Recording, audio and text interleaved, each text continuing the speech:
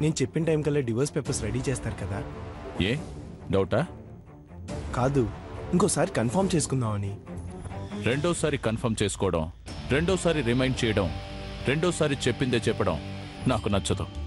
నమ్మావా, బోనెక్కావా, divorce తీసుకున్నావా, ఎవరి దారిన వాళ్ళు వెళ్ళిపోయారా, దట్స్ ఆల్. కేసు నేను టేకప్ చేశాక అది నీకు కాదు, నాకు prestige question. So don't worry boss, నువ్వు అనుకున్నట్టే నీ భార్యకి విడాకులు ఇస్తావు, ఓకే? తను విడాకులు ఇవ్వనని మొండికేస్తే ఏం చేస్తారు?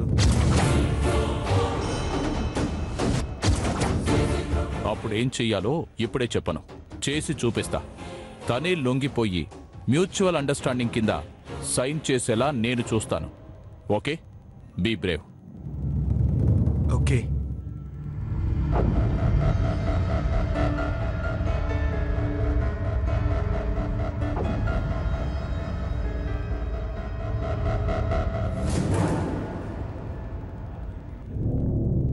విడాకులు అంటున్నారేంటి?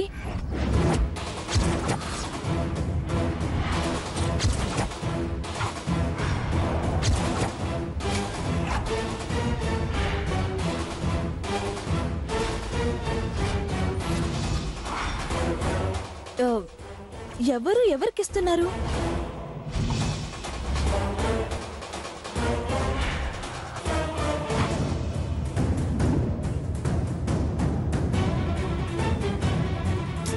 మాట్లాడరేంటండి, చెప్పండి. విడాకుల గురించి ఎవరితో మాట్లాడుతున్నారు? ఎవరు విడాకులు ఇవ్వడానికి మొండికేస్తున్నారంటున్నారు?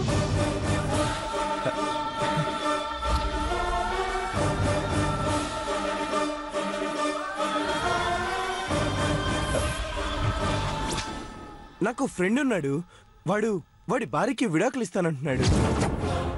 ఎవడు వాడు? వాడు అన్నం తింటున్నాడా, గడ్డి తింటున్నాడా? విడిపోవడానికైనా పెళ్లి చేసుకున్నాడు? ఇద్దరికీ సరిపడదని అర్థమయ్యాక కలిసుంటాం కంటే విడిపోవటమే నయం కదా అంటున్నాడు. ఏడ్చాడు. పడకపోతే వదిలేస్తాడా? అంత ఆటలైపోయిందా పెళ్ళమంటే?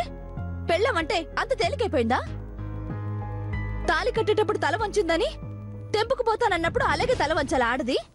ఏమనుకుంటున్నారండి? ఇవ్వండి వాడి నంబరు, డయల్ చేసి ఇవ్వండి. దుమ్ము దులిపేస్తాను. చేయండి ఫోను, ఇవ్వండి త్వరగా. వాళ్ళ మధ్య ఏం ప్రాబ్లమ్స్ ఉన్నాయో మనకేం తెలుసు? ఏంటండి మీరు కూడా అలాగే మాట్లాడతారు? ప్రాబ్లమ్స్ లేని భార్య భర్తల్ని ఒక్క జంటను చూపించండి. ఎక్కడో ఇద్దరికి చిన్న చిన్న తేడాలైనా వస్తాయి. ఆ మాటకొస్తే మనం ఎప్పుడో విడిపోవాలి.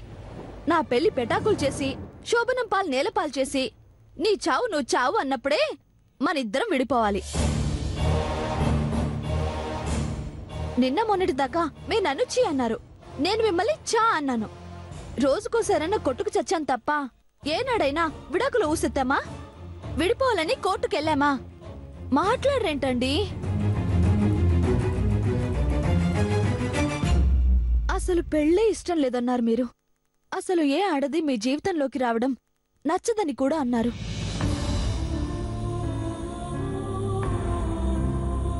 బలవంతంగానో పరిస్థితులకు తల వంచో నేను మీ జీవితంలోకి అడుగు పెట్టాను. మీరేం గెంటేలేదే. మీరు సర్దుకుపోయారు, నేను సర్దుకుపోయాను. అలా సర్దుకుపోయినందుకు ఇవాళ ఎంతో సంతోషంగా ఉన్నాం. రేపు కొత్తింటికి వెళ్ళబోతున్నాం, కలిసి కాపురం చేయబోతున్నాం. హాయిగా నిండు నూరేళ్లు కలిసి బతకాలని కోరుకుంటున్నాం. అవునా కదా?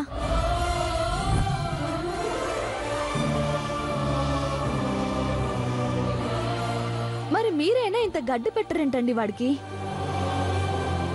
మన సంసారం గురించి చెప్పైనా వాడి మనసు మార్చొచ్చు కదా. తప్పండి, మీ ఫ్రెండ్ చాలా పెద్ద తప్పు చేస్తున్నాడు. రేపు ఒంటరిగా మిగిలిపోయాక భార్యని తోడు లేకపోతే ఎంత నరకంగా ఉంటుందో వాడికి తెలిసొచ్చిన లాభం ఉండదు. ఒకసారి కోర్టు బోనెక్కి ఈ పెళ్ళాన్ని నాకొద్దు అన్నాడంటే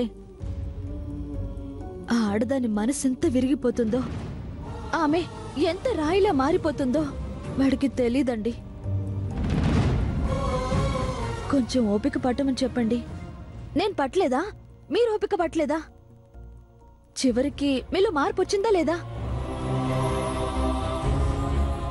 ఇప్పుడు నాకన్నా ముందు మీరే వేరే కాపురానికి ఒప్పుకున్నారు. నాకన్నా ముందు మీరే మన భవిష్యత్తు గురించి కలలు కంటున్నారు. మనం కలిసి గడపబోయే ఆ రోజు కోసం మీరు ఎదురు చూస్తున్నారు. ఎంతకంటే ఉదాహరణ ఇంకేం కావాలండి? భార్యాభర్తలంటే ఎప్పుడో విడిపోవడానికి ఇప్పుడు కలిసుంటున్న వాళ్ళు కాదు. ఎప్పటికీ కలిసుండటం కోసం ఒకరి లోపాల్ని ఒకరు, ఒకరి తప్పుల్ని ఒకరు అర్థం చేసుకుని సర్దుకుపోయేవాళ్ళండి. విడాకులంటే అంత సులువైపోయిందా? నమ్మికొచ్చిన పెళ్ళామంటే అంత చులకనైపోయిందా? చిచి, ఏం మగాళ్ళో ఏంటో. ఆడది సముద్రమంత కన్నీళ్ళైనా దాచుకుని బతుకుతుందే తప్ప తనంతట తానుగా విడిపోవాలని మనస్ఫూర్తిగా ఏనాడు కోరుకోదండి. ఏంటండి అలా చూస్తున్నారు? ఈ ముక్క ఆ సన్నాసికి చెప్పండి. ఫ్రెండ్ అంటే విడిపోతుంటే చోద్యం చూసేవాడు కాదు, కలపడానికి ఆరాట పడేవాడు. మీరేం ఫ్రెండో? అసలు వాడు మీకెలా ఫ్రెండ్ అయ్యాడండి?